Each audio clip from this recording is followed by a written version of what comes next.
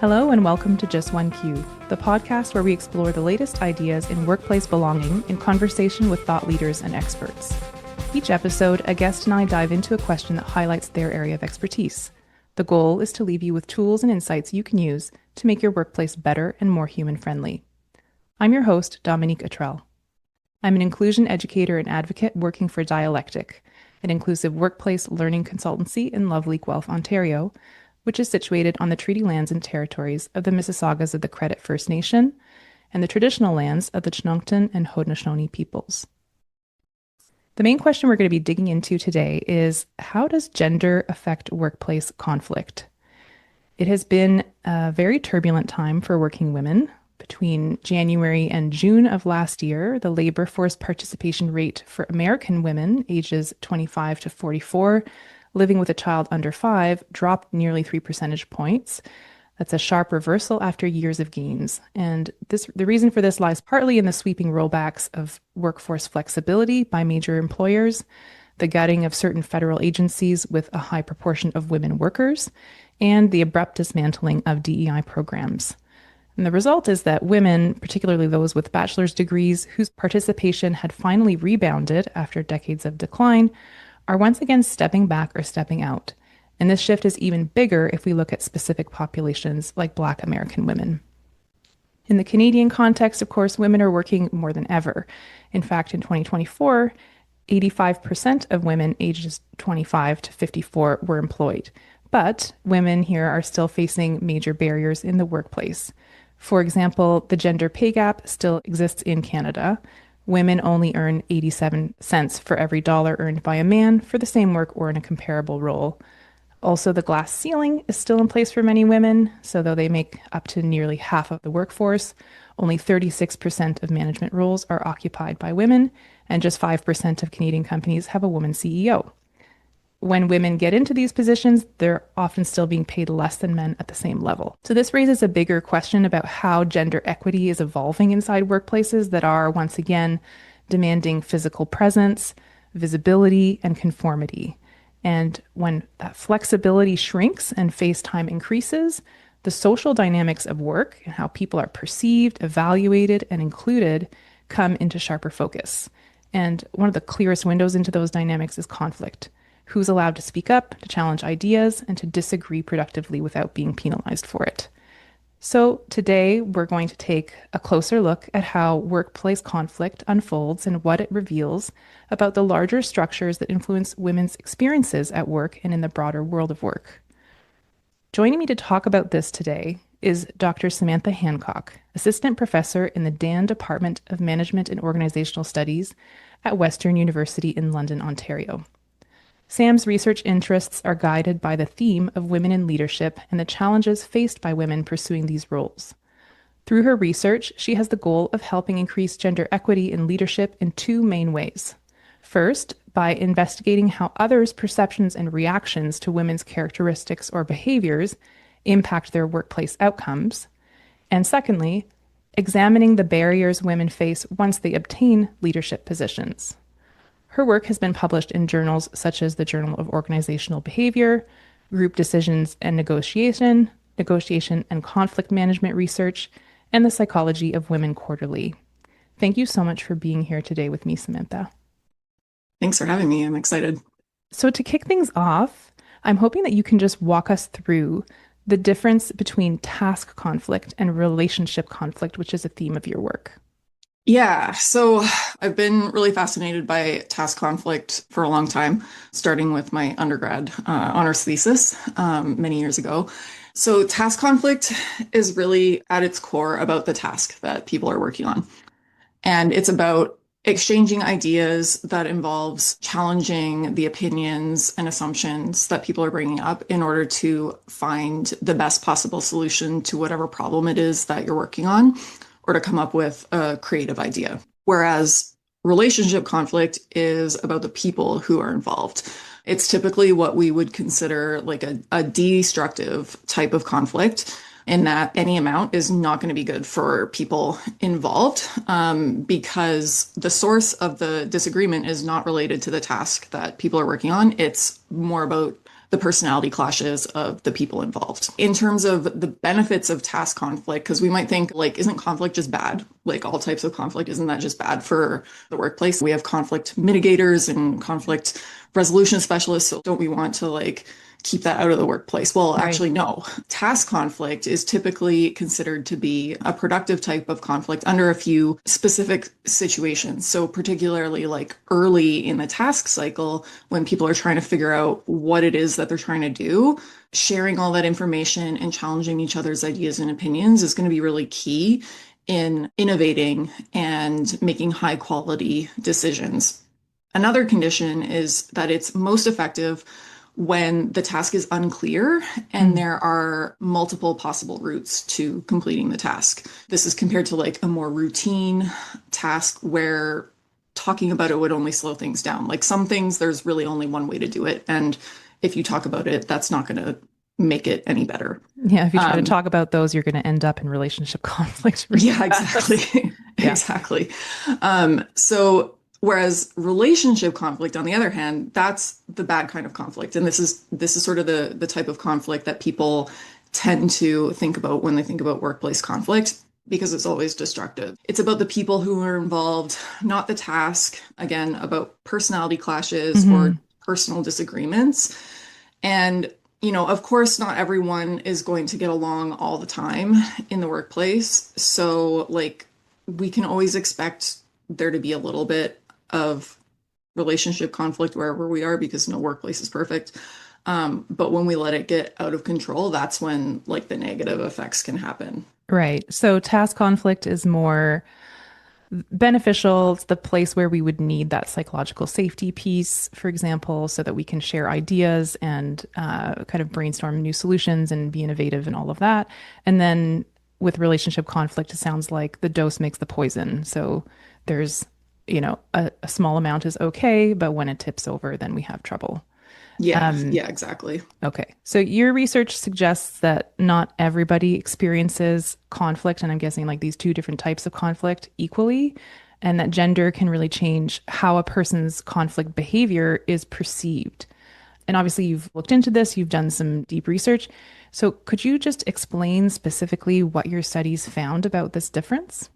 Yeah, so I conducted two studies, and this was part of my dissertation for my PhD. And so I'm going to just explain a little bit of the methodology first so that we kind Sure. of understand like where these are situated and why we made some of the decisions that we did. So study one was a lab experiment, and this is where we manipulated the gender of the conflict instigator and the level of task conflict. So, in organizational behavior research, usually what we mean when we say a lab experiment is a vignette study where people are randomly assigned to different experimental conditions where they read different scenarios about things that they might encounter in the workplace.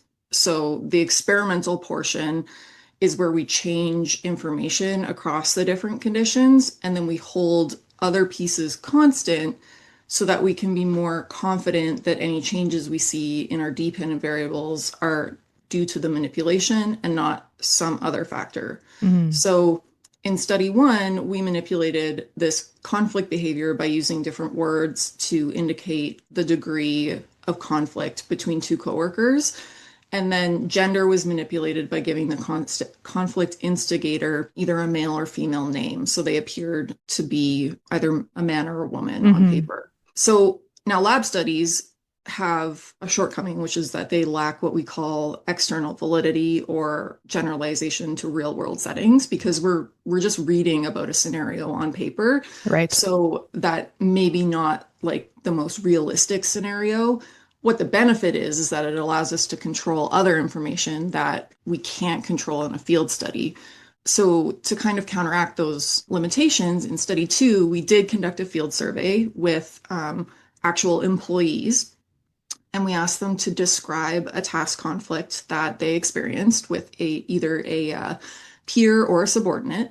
And we described what a task conflict was so that they weren't hopefully confusing it with relationship conflict. Mhm. Um, and then they described this conflict and then they answered some questions about how they felt towards the person who had instigated that conflict. after the fact. And so these two methods kind of complement each other and help us test our hypotheses in different ways because they both have different strengths and limitations.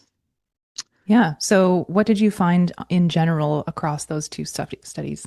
The general pattern across the two studies was that instigating task conflict is potentially riskier for women in the workplace. And this is because women were in general perceived more negatively compared to men. So women were penalized with a deduction in communality ratings for engaging in these task conflict behaviors like challenging others' opinions, which is a violation of prescriptive gender stereotypes. And prescriptive gender stereotypes are stereotypes about how we believe that whatever type of gender, like how people should behave as a Right. member of that group. Hmm. And prescriptive stereotypes can apply to other groups other than just gender. But in this case, this is what we were interested in.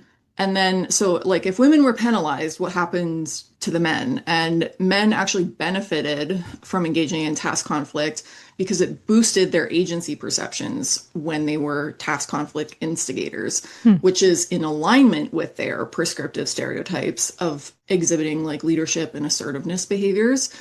But women didn't benefit from a similar boost in those agency perceptions. Wow. So, it's like a double whammy. You lose points for communality, and you also just don't have the boost that men get from Right. perceived agency. Yeah. Okay. Yeah. I Yeah. mean, it rings true. Yeah. Hmm. So basically, this is sort of highlighting that there's this like subtle barrier for women because they're being penalized for engaging in a behavior that is, in a lot of cases, actively like advocated for in organizational settings and Mm, especially in teams that are tasked with solving complex problems and coming up with creative ideas. right. So, does this mean that women's contributions are generally expected to be more in the relationship or communal area rather than in that task or agentic area? Are women penalized when they're engaging in task conflict because we don't want them to exercise agency? Yeah, to some degree, yes. So, like, this is really about stereotype violation. And if women are trying to advance in the workplace and move up in, whether that's the corporate ladder or like some other organizational setting, these agentic skills are seen as really important, but they're not being rewarded in the same way as men. And then because they're also expected to be communal at the same time, they're losing out on that side as well, Hmm. and being penalized. So for women, being perceived as communal is like an important baseline because if they're not perceived as communal, then they're not like being a good woman. But then if we are asking them to also be agentic, that's violating that. So we're sort of like stuck in this like vicious cycle and can't Right. really move forward. And this Oh, is, and yeah, and this is like, unfortunately, this is like a pretty common finding across the women in leadership literature, not just in my two studies. It looks different in different papers and different traits or different attributes are being investigated, but like this is unfortunately a common theme. for sure. Yeah. So, for the benefit of our listeners who are not women, I want to ask you, what are the actual responses that women are encountering when they do engage in task conflict? So, what can those negative responses look like? I feel like people who are, women navigating the world will have a sense of this, but I would love to hear you just kind of clarify. Yeah, so I mean, what this can look like, it can look different in different situations, but this often leads to distancing Hmm. between colleagues. So, like, not being assigned to challenging roles, being labeled as difficult. In my study one of our key dependent variables or outcome variables was like, would you want to work with this person? And people wanted, and this is across men and women respondents, they wanted to work with the women who engaged in task conflict less than Mm, the men. So it might seem like, oh, well, like, maybe I don't want to work with this person this one time, but if this is happening repeatedly, that's going to be like a compounding problem because, some distancing here, some distancing there individually doesn't have like too negative of an effect, but when that builds up over the course of someone's career, Right. that can lead to lost opportunities. Hmm. Um, and then also like it impacts how women see themselves and how they interact in the group. If you're receiving the feedback that your ideas are not valued or that people don't want to work with you, chances are you're going to stop sharing those ideas at some point because it will just be perceived negatively. Right. And, I think we also know from experience, or at least have heard others say, that society broadly has a tendency to kind of label women as either bossy or aggressive or even hostile when they're being simply assertive around an idea. And we watch this play out again and again in the political sphere. So, for example, the Hillary Clinton effect, where she could say something and it's just like, well, I don't like the sound of it coming from her. So, in what ways do you see this pattern in micro conflicts affect women's equity more broadly, if you take kind of that systems view? Hmm. Yeah. So, like, in general, we see that women are often put in administrative roles or they develop different skills. And this can go back even like if we trace this pattern back to where it starts, I see this in group projects in my undergrad classes. Right. Now, it's less pronounced in the area that I teach in, which is human resources, because that area is female dominated. But in areas like finance, I've heard of female students say that they feel excluded from projects because male students don't take them seriously or they give them busy work like note taking or putting together slide decks. Mm. So even early on, when women are like developing these critical skills, this sort of discrimination behavior is happening. Yeah.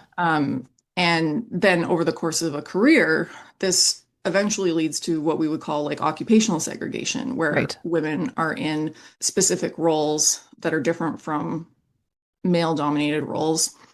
And they end up in these jobs that are like female coded. And then even when they attain higher level leadership positions, they're more likely to do so in like lower status organizations or in fields that are seen as like lower status. Not that they should be. Not that they should be Yeah. exactly. Like this has economic consequences too. Like they're Yeah. also not achieving the same pay, Yep.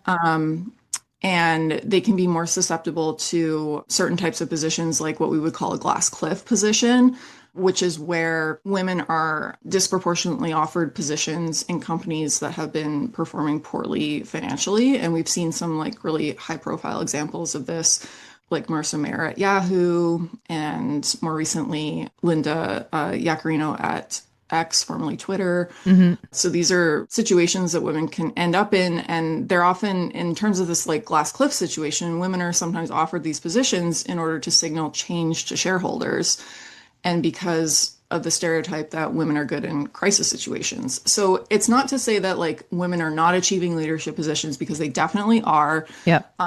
And not to say that there are no women in like male dominated fields because there definitely are. But like when I talk about these trends, I mean like in general, Hmm. of course, there are going to be outliers and women who have broken through the glass ceiling and have made it in male dominated areas. But like in general, this is sort of the themes that we see and the common problems that we're still dealing with. Hmm.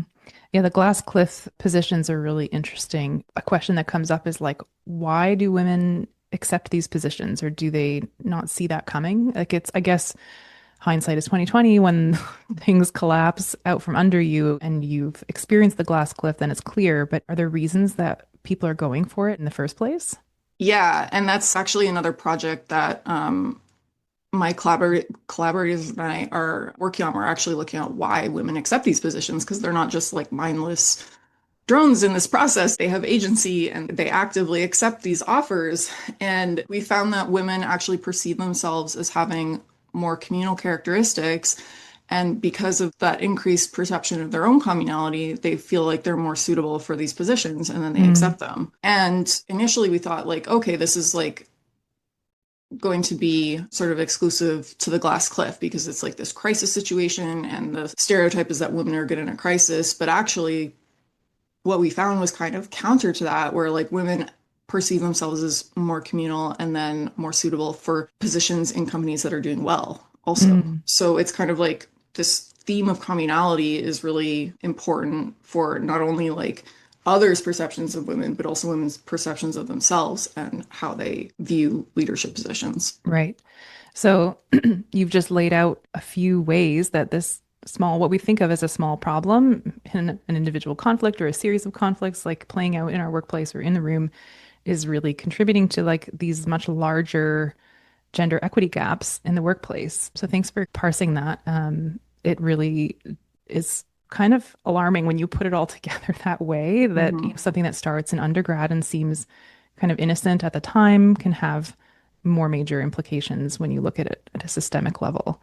Hmm. And to me, like this points to another systemic problem, and we kind of touched on this earlier, which is that the relational skills and behaviors are just not as highly valued as agentic ones. So we are holding women to different standards, judging them for their communal or relational effectiveness, but then we're also rewarding those skills less in general when it comes to like promotion and compensation. So there is like a tiered value system here, right? Where the money does not sit with that relational effectiveness or communality. Hmm. Yeah. Yeah. So is that like, am I understanding that correctly? Yeah, it's a problem. Like we tend to systematically as a society devalue things that are associated with women. Mm, And that ends up having economic consequences again, and it leads to the wage gap and continued occupational segregation. And this doesn't just happen to women. This happens to people from any kind of equity deserving group. And people end up unevenly represented in different types of jobs that have, maybe different wages, but not even necessarily different wages, but different benefits, different working conditions. Like with working conditions, like whether that's like full-time or part-time, whether right. that's, remote or in office. Hmm. And, I mentioned even at the top of the show, we're seeing kind of like some disproportionate effects of cuts and things like that on women. It seems like they're the first to go often, or those roles are riskier. They're not as stable. They don't have necessarily like the backing financially. So they're more, when we do cut things, like that value judgment comes into play, right? Yeah, definitely. And yeah, like particularly, thinking about our neighbors to the south in the American context, we're seeing a lot of cuts on jobs that women hold, and particularly Black women, um, because they're overrepresented in fields that are, again, socially devalued or in tiers of employment that are less protected, like entry level, mid-level, contract work, rather than those senior level positions. So, like, all this to say, women have made some gains in terms of like certain dimensions of agency. Like, yes, communality is still super important for women. It's not all doom and gloom when it comes to agency perceptions. Women are often perceived as equally as competent as men, which is a change from when people first started researching this several decades ago. Hmm. But as soon as women show any sign of dominance, that's where the penalty comes in, and Gotcha. we still haven't gotten past that. So progress, but not perfect. Yeah. Hmm. Hmm. In your work more broadly, you've explored the ways perceptions of a person's warmth affect their professional advancement. So, aside from task conflict, what are other dimensions that affect the way women in particular are perceived? At this point, I think we would be remiss not to talk about intersectionality. Mm, So, this is incredibly important because women are not a uniform group, and things like race, sexual orientation, neurodiversity, disability, and other demographic or individual differences can affect how we're perceived. And those things interact with each other and make perceptions, social perceptions more complicated. So in a past project, we examined the interaction between an employee's accent, so how they speak, non-native English accent, and gender when hmm. predicting perceptions of warmth, and then subsequent hireability for East Asian women. And we found that women with an accent were actually rated higher on warmth and subsequent hireability, but with a caveat, only for entry-level positions in female-dominated or gender-neutral industries. When we looked at male-dominated industries, that beneficial effect went away. Hmm. So basically what this shows is that there's sort of like a benevolent stereotype happening here where we like women with accents, but only under certain conditions. So, like, at first glance, we were like, oh, these results are really exciting and great Right. and like really positive. But then when we dug a little deeper, it was like, oh, wait, Yeah. there's a caveat here. And this is not to dismiss the good part of this study, but there seems to always be like a but Mm. in this. Yeah. Hmm. Yeah, it's amazing how such a small thing is used to just make up our minds about a person, right? It's Yeah. just wild. We think we are doing well to have, hiring practices and so on that protect us and shield us from this, but it's like those split second assumptions or the way that we negotiate with people while they're in the workplace can have these sort hmm of snowballing effects. hmm That's hmm really interesting. And you're currently expanding this work, right? Yeah. So with regards to how women are perceived, um, in terms of communality and warmth, and then also regarding task conflict, particularly extending that into the neurodiversity space. So, my team and I have been conducting a qualitative study where we actually interviewed neurodivergent employees and asked them about how they experience conflict at work. We've also done several lab experiments where we look specifically at reactions to task conflict among neurodivergent employees, specifically employees who identify as autistic or ADHDers. Hmm. And some of the questions that are guiding this work are really like trying to understand neurodivergent employees' experiences and reactions to common workplace phenomenon, because there's sort of been this assumption that like all of these common workplace things that we encounter day to day are experienced similarly by everybody, but we're starting to understand that like no, that's not actually the case. Mm. And where this is like really important for neurodiversity is that there's a big movement in particularly in like the tech space to hire neurodivergent employees, and teams in those environments are teams that need to come up with innovative and creative solutions to problems. So task conflict, right? Right. All And day long. Yeah. yeah, and so if we're telling companies that people need to engage in task conflict, but we don't actually know how neurodivergent people perceive or react to task conflict, or how other people perceive a neurodivergent person engaging in task conflict, we can't assume that it's going to play out in the same way and that it would have the same beneficial effects. So basically looking at how this whole process unfolds for neurodivergent employees and what it means for them. That's really fascinating. I'm looking forward to reading that work because I think it's such an interesting angle and it's obviously going to be pretty different. The results of that intersection are definitely worth exploring in so many workplaces. I want to kind of take some time to go to the so what of this. Like we've done a great job of laying out what your work has found and some of those bigger trends. But as far as takeaways go, as individuals, is there anything that we can do to positively affect the way that we are perceived when we engage in task conflict or challenging others' opinions? Are there any strategies that you've seen women or leaders use to counter those negative perceptions?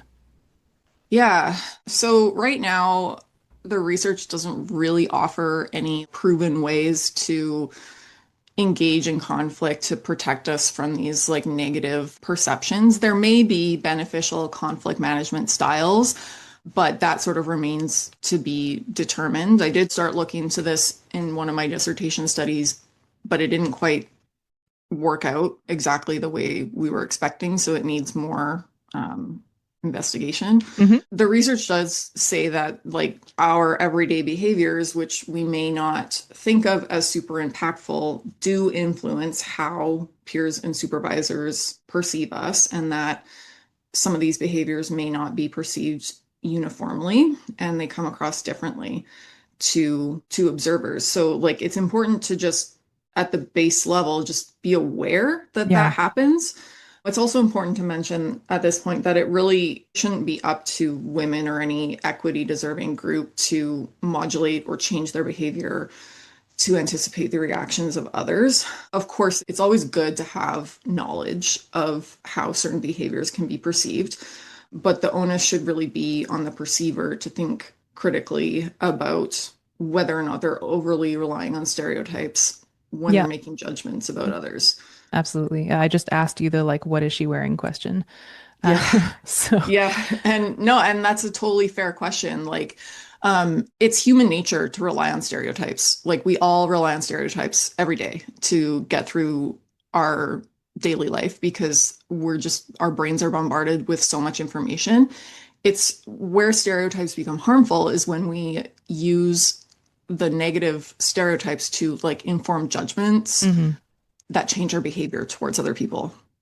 So, to say like, for me to say like, don't stereotype, like that's not helpful because No. we all just do that Yep. anyways. But it's about thinking critically about what that actually means for your behavior.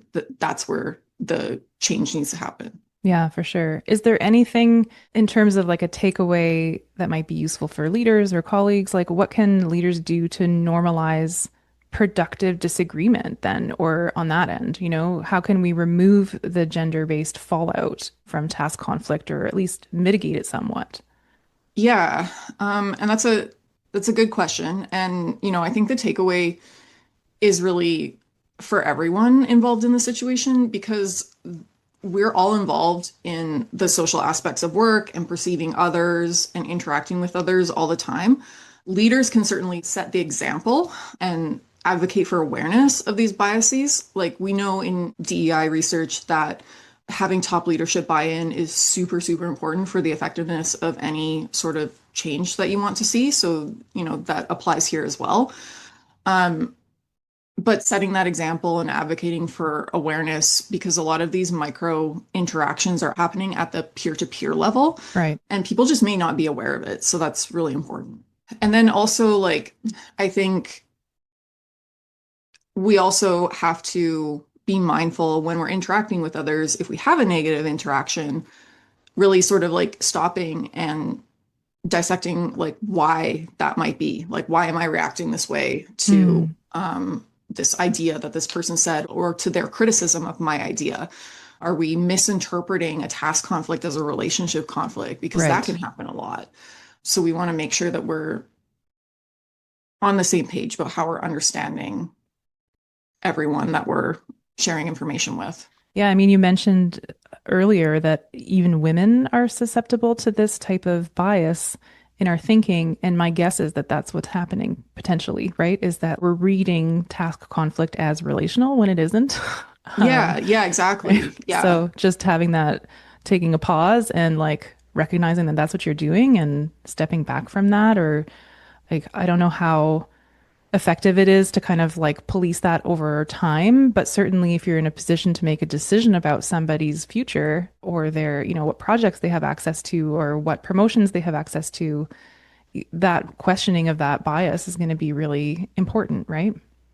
Yeah, definitely. And it's hard to like, because we're making so many decisions all the time, it's hard to stay on top of this. But like in general, having a mind towards thinking like, okay, why did I react that way towards this situation? Or, you know, the feedback that I'm getting from colleagues about this one woman who's up for promotion is that she's argumentative. It's like, okay, well, like, why are they saying argumentative? Do they mean something else? Like, what is happening here? This language that we use to Mm, describe women's achievements can also be important. And in terms of like thinking about promotions and hiring scenarios, like when we write recommendation letters or when we provide references, it can be really easy to fall into using gendered stereotypes for describing people's contributions in the workplace. So, really auditing our writing for that sort of tone can also be a helpful thing that we can do to help combat some of this stuff.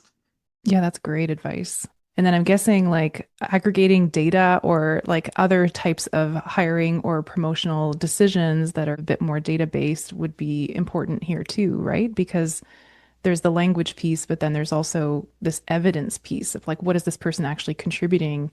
as an individual, if I'm like noting down all of my projects and using language about myself that highlights certain things, like that could potentially be helpful, right? And certainly if people are doing that above me, it could help. Yeah, definitely. So like we want to think about when any equity deserving group is involved, thinking about like looking at their CV or their resume and seeing like, what sort of tasks what sort of projects have they worked on? Like, what was their role in those situations? Had they been even given the opportunity to showcase these skills that are then necessary for promotion? Mm. Yeah. That's great. And I think that's like something that is challenging, clearly, to kind of wrap our minds around and challenge bias. But this is the case in pretty much all DEI work. We're asked to kind of confront and monitor our thinking. And so what you're saying is there's no silver bullet, but there are like these little things that we can do. As colleagues, is there anything specific that we can do to support one another, given that we're all sort of guilty of having these biases? Yeah, like I mean, we can just go back to basics and like remind ourselves about what it means to be a good team member and a good colleague, and also not be too hard on yourself. Like if you slip up and make a mistake, like that's okay. We're all human. No one expects everyone to be perfect all the time. And it's just whether or not you can learn from those mistakes and move forward and not do it again, For sure. basically. Hmm. And, when we're in an environment where people are sharing information, like actually actively listening to what your colleagues are saying is really important. We're oftentimes like, we're under a lot of pressure, whether that's with like impending deadlines or budget restrictions that put external pressures on how we can accomplish something. So sometimes when people are like proposing challenges to how we're proposing to do something, it can feel more like an attack. Right. But people are usually just trying to like share more information to help make the best possible decision. Yeah. So just assuming that people are trying to be helpful. Yeah. Yeah. Giving people the benefit of the doubt, right? Yeah. Yeah. Yeah, for And sure. like if you happen to be a member of like a majority group in a particular situation, it can also be helpful to pay attention to whether or not your colleagues who are from an equity deserving group have been heard or have been given the chance to speak. And so we just have to remember that diverse teams do perform better and they do come up with more creative ideas to complex problems, but they need to actually be able to utilize the expertise of all their members in order to realize those benefits. Yeah, absolutely. And I've had a few conversations on this podcast about that very topic. This is like something that comes up all the time is that it's not enough to have people on the team. Hmm. You have to actually create those preconditions for people to feel psychologically safe to share. Hmm. And this is a great lens. Like, if we can be even more specific with it and ask women if they have some of that more task-oriented commentary to share, maybe it's creating that space and sort of highlighting women's ability or the value of their ideas in that space in a way that is intentional. That could be like something that we could take from this. Yeah, 100%. Absolutely. Creating those conditions for everyone to contribute productively is super important. Absolutely. Well, thank you so much, Dr. Samantha Hancock, for sharing such a clear and nuanced perspective on this issue. You've definitely given me new language and a new frame for understanding things that have made my blood boil for a very long time. So it's been a very validating conversation. Thank you so much for patiently walking through your research. Thank you so much for having me. It's been great. Really happy to share the research that myself and my team have been working on for quite some time. So it's great to have it out in the world. Awesome. Well, if you're curious about Dr. Hancock's work, please check her out on LinkedIn or by following the links in the show notes that we will share to where you can learn more. And please reach out to me if you would like to be a featured guest on this podcast or if you'd like to nominate someone. I love having conversations with L&D, HR, or DEI professionals who are really passionate about their message, or with folks in adjacent fields who have something to teach us in these people and culture or learning roles. And if you like what you're hearing, please leave us a rating and a review or share this episode to your own socials. It really does help get the podcast into more ears. I'm Dominique. Thank you so much for listening, and see you next time on Just One Cue.